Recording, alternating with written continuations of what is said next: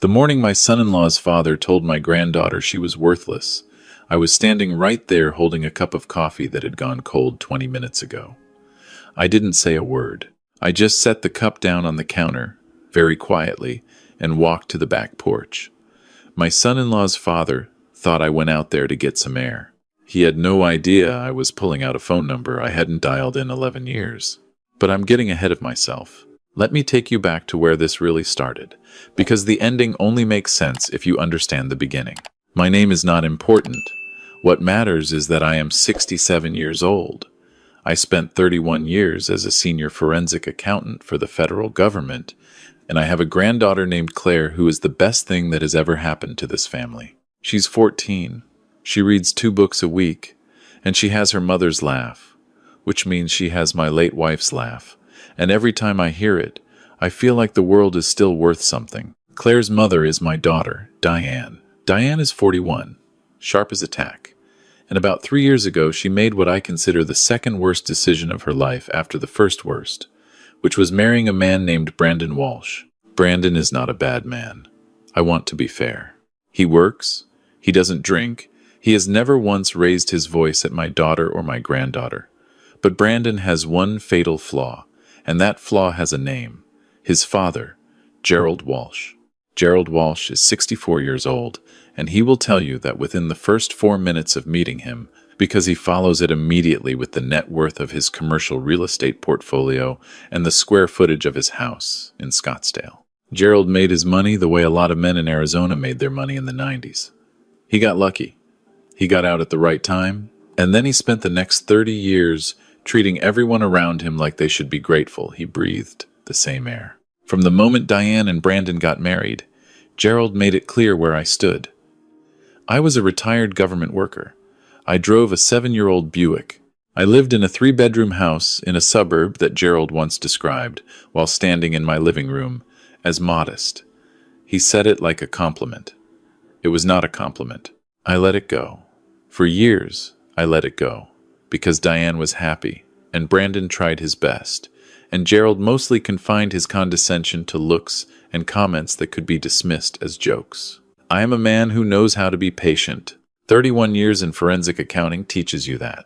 You don't move until you have everything you need. The trouble started 18 months ago, when my wife, Eleanor, passed away. Eleanor and I had been married 43 years. We built everything together, the house, the savings, the life. When she died, she left behind a will that was very clear.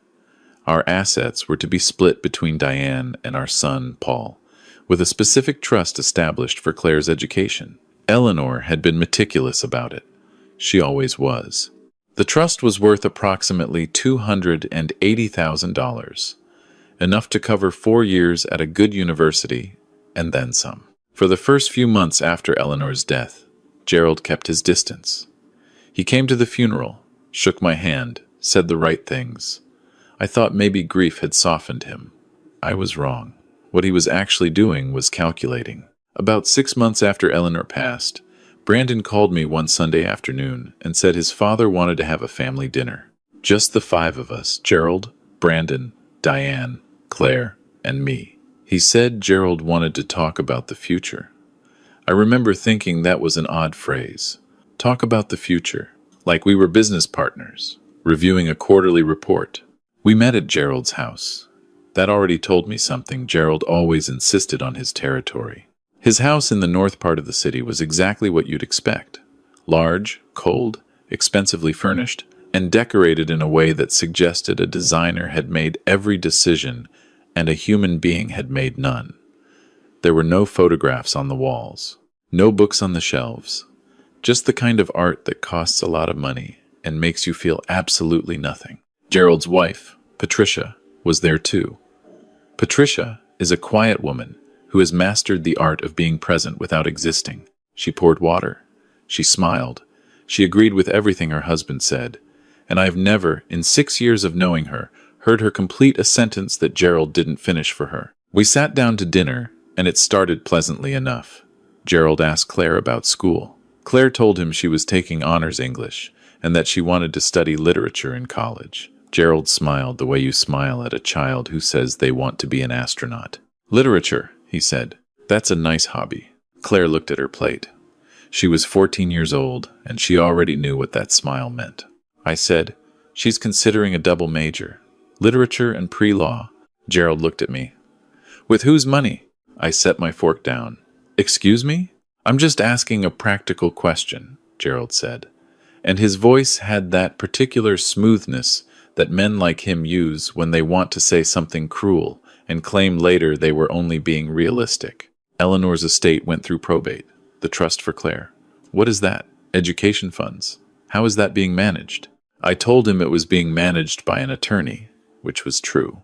Because, Gerald said, leaning back in his chair, I've been talking to Brandon about the family's financial situation, and I think there are some inefficiencies, some opportunities to consolidate. That word consolidate landed on the table like something had been dropped. Diane looked at Brandon. Brandon looked at his plate. What exactly are you suggesting? I asked. Gerald folded his hands. He had the manner of a man who had rehearsed this conversation and was pleased with how it was going. I'm suggesting that a $280,000 education trust sitting in a conservative account earning 2% annually is not the best use of that capital. I have investment vehicles that could double that in 5 years. Managed under my umbrella, pooled with some of my other assets. Pooled, I said. It's common practice. I looked at my daughter. Diane was very still. I looked at Brandon. Brandon still had not looked up from his plate. That trust, I said, was established by my late wife for our granddaughter's education. It is not a capital investment. It is not available for pooling. Gerald smiled. It was the smile of a man who expected resistance and had already planned around it. Of course, ultimately, it's a family decision. And family, real family, looks out for each other. He paused. Brandon and Diane have already indicated they're open to the conversation. I turned to my daughter. Diane, she finally looked at me. Her eyes were sorry and exhausted in a way that told me this conversation had been happening for weeks, maybe months, behind my back. Dad, she said, we're just exploring options. That was the first night. I drove home and I sat in my kitchen in the dark for a long time. I thought about Eleanor. I thought about how carefully she had written that trust, how many times she had reviewed it with our attorney, how she had said to me, the last year of her life, Claire's education is the one thing I need to know is protected.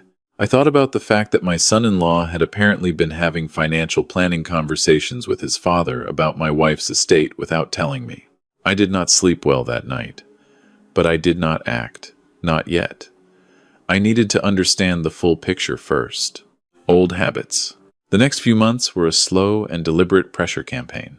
Gerald invited himself to family events he had never previously attended. He started making comments at every opportunity, always framed as advice, always with that smile about how Claire's future options would be better served with more strategic management. He sent Brandon articles about private investment funds. He referred, more than once, to the trust as those funds, as if Eleanor's careful planning had been reduced to a line item. And Brandon, to my growing alarm, was listening.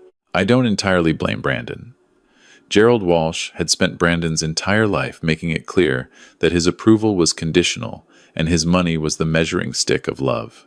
When Gerald said, "This is how we take care of family," Brandon heard his father's approval, possibly for the first time in years. It's a pathetic dynamic and a powerful one.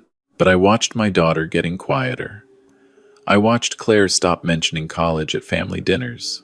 I watched the thing that Eleanor had built getting slowly dismantled around the edges, and I understood that if I waited too long, there would be nothing left to protect. The night everything broke open was a Saturday in October. Brandon and Diane were having a small get-together at their house, some of Diane's friends from work, a couple of Brandon's colleagues. Gerald and Patricia came, because Gerald came to everything now.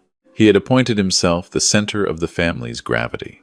I was in the kitchen getting a glass of water when I heard Gerald and Claire in the living room. I don't think he knew I was close enough to hear. Or maybe he didn't care. Claire was telling him about an essay she'd written. She'd won a school award for it, a small thing, a district competition. But she was proud, and she should have been proud because it was genuinely good writing. I'd read it. Eleanor would have cried reading it. Gerald listened to her describe it, and then he said, "That's sweet, but Claire, I want to talk to you about something serious." His voice had shifted into the register he used when he wanted to sound wise. "Your grandfather, he means well. He loves you. But he's a man who spent his whole life working for a paycheck, and he doesn't really understand how wealth works. The money your grandmother left you, that's your parents' decision to manage, not his. He's being stubborn about it because he doesn't know any better." Claire said, very quietly, "It's my college money." "Honey," Gerald said, and I heard him sigh, "there may not be a college fund if it keeps sitting the way it's sitting. The real world doesn't work the way your grandfather thinks it does." I walked into the living room. Gerald looked up. He didn't look embarrassed. That told me everything I needed to know about the man. "Claire," I said, "can you go find your mom for me?" She looked at me with those eyes, Eleanor's eyes, and she got up and left without a word. I sat down across from Gerald Walsh.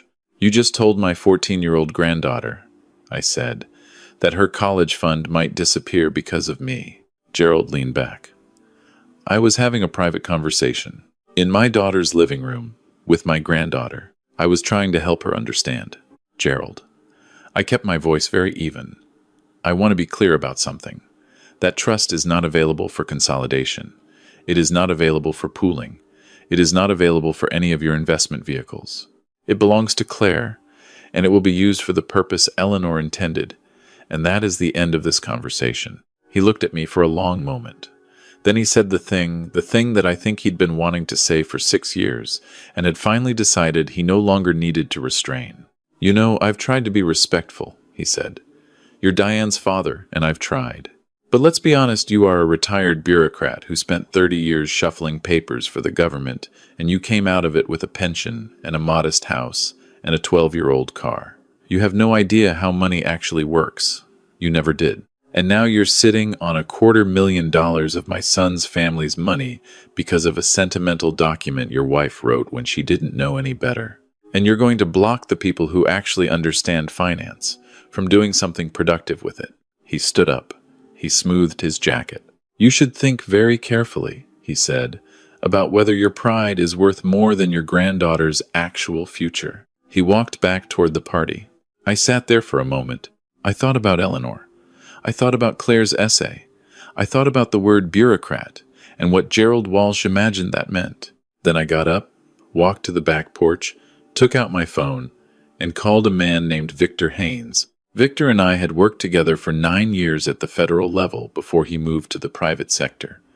He was currently a senior partner at one of the 3 largest forensic accounting firms in the Southwest. More importantly, Victor had spent the last decade developing relationships with investigators at the IRS Criminal Investigation Division, the SEC, and the Financial Crimes Enforcement Network. We had not spoken in 11 years.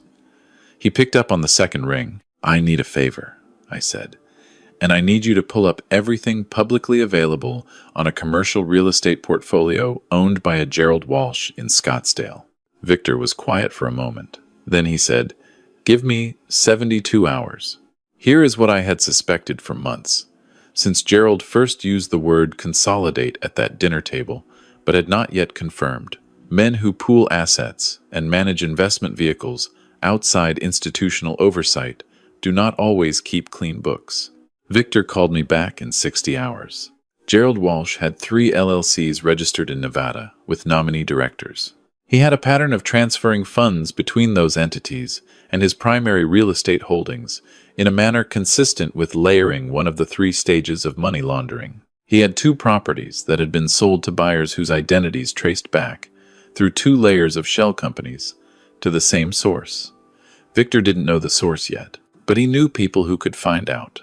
More immediately useful, Gerald had, 4 years earlier, settled a civil dispute with a former business partner who had accused him of misappropriating funds from a joint investment vehicle. The settlement had a non-disclosure agreement attached. The former partner was a man named Dale Kowalski, who now lived in Tucson. I drove to Tucson on a Thursday morning. Dale Kowalski was 61, lived in a clean ranch house, and had clearly been carrying something for 4 years that he'd been legally prohibited from saying out loud. When I explained who I was and why I was there, not as a threat, not with any agenda other than protecting my granddaughter's trust from a man I believed was a predator. He was quiet for a long time.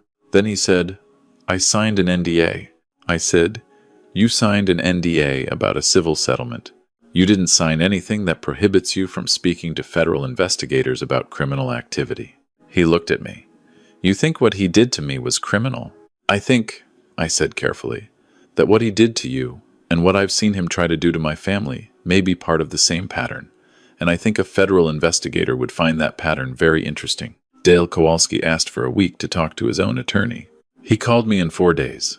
In the meantime, I had also called my own attorney, not just about the trust, but about something Gerald had done that I hadn't fully processed until I went back through the paperwork.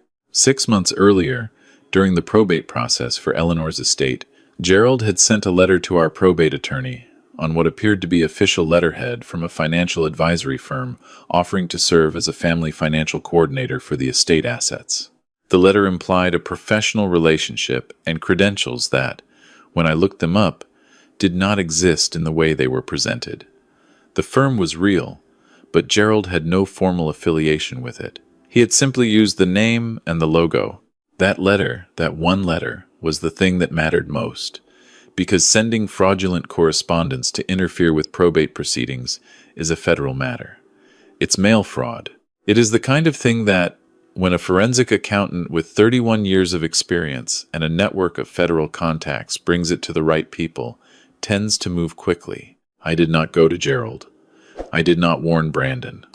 I did not discuss any of this with Diane, not because I didn't trust her, but because I needed her to be genuinely uninvolved for what came next. The less she knew, the more clearly she could speak if anyone asked. I submitted a formal complaint and supporting documentation to the IRS Criminal Investigation Division through Victor's contact. I submitted a separate referral to the State Attorney General's office regarding the fraudulent letter and its use in a probate proceeding. And Dale Kowalski, with his attorney present, submitted his own separate statement regarding the civil matter that he now believed had a criminal component. The 3 referrals landed on 3 different desks within a 10-day window. I have to say this clearly. I did not destroy Gerald Walsh. Gerald Walsh had been building the structure of his own destruction for 20 years. All I did was hand someone a flashlight. It was a Tuesday morning in late November when 2 agents from IRS Criminal Investigation and 1 investigator from the State Attorney General's office arrived at Gerald Walsh's house in Scottsdale. I was not there. I heard about it from Brandon, who called me that afternoon sounding like a man standing in the middle of a room where the floor had just given way. "They took his computers," Brandon said, "and a bunch of files. Dad he's with his attorney." I said, "I'm sorry you're going through this." Brandon was quiet. Then, "Did you know this was coming?" I said, "I knew there were things about your father's business practices that concerned me." Another silence. "Why didn't you tell me?" "Because," I said, as gently as I could, "you would have told him, and he would have had time to move things." I heard Brandon breathing on the other end of the line. I think he was crying, quietly, in the way men his age cry when they don't want to admit they're crying. "He was going to take Claire's money," Brandon said. "It wasn't a question." "Yes," I said. "I believe that was the plan." What followed was a federal investigation that I am not at liberty to fully describe because portions of it are still ongoing. What I can tell you is this. Gerald Walsh was formally indicted on 3 counts, including 1 count of mail fraud related to the probate letter and 2 counts related to the financial activity Victor's contact had identified. He posted bail. He has an attorney. He will not, for the foreseeable future, be attending family dinners. The civil exposure from the investigation has effectively frozen most of his liquid assets pending resolution.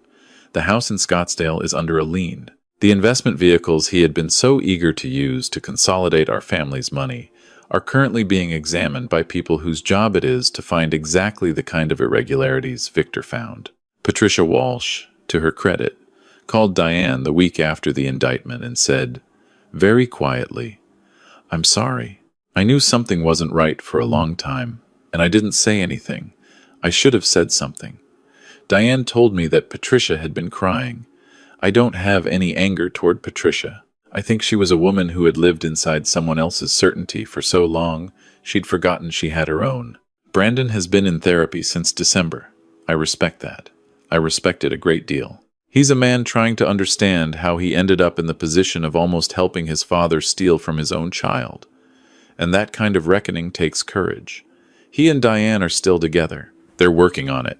I'm not in the habit of deciding other people's marriages for them. Claire's trust is intact. All $280,000 of it, sitting exactly where Eleanor put it, earning its 2%, waiting for the day my granddaughter walks onto a campus and starts building the life she's already planning in that beautiful, serious, book-filled mind of hers. I told Claire, one afternoon a few weeks after everything came out. We were sitting on my back porch, the same back porch where I'd made the call, though she didn't know that yet. I told her what her grandmother had set aside for her. I told her it was protected. I told her that Eleanor had wanted her to have every door open, and that those doors were still open. Claire didn't say anything for a minute. She was looking out at the yard, at the old oak tree Eleanor had planted the year Diane was born. Then she said, "Did you know what he was doing before he said that thing to me?" "I suspected," I said. "But you waited." "Yes." She turned and looked at me. "Why?" I thought about how to explain 31 years of forensic work to a 14-year-old. I thought about Eleanor saying patience is just confidence in disguise. I thought about Gerald Walsh calling me a bureaucrat and meaning it as an insult, not understanding that what he was really describing was a man who knew exactly how to document and wait and build a case that holds. "Because suspicion isn't evidence," I said. And I wanted to make sure that when I moved, I only had to move once. Claire nodded slowly. She has her grandmother's way of sitting with an idea, turning it around, looking at all its sides before she responds. "Grandma would have liked that answer," she said. "Yes," I said. "She would have." We sat there for a while longer in the quiet, and I thought about Eleanor, and about patience, and about the fact that some of the most important work you ever do in your life looks, from the outside, like nothing at all, like an old man sitting on a back porch with a phone he hasn't used in 11 years, making one call, and then going back inside to finish his coffee. Gerald Walsh thought he was dealing with a retired nobody, a bureaucrat, a man who shuffled papers. He was not wrong about what I was. He was only wrong about what it meant.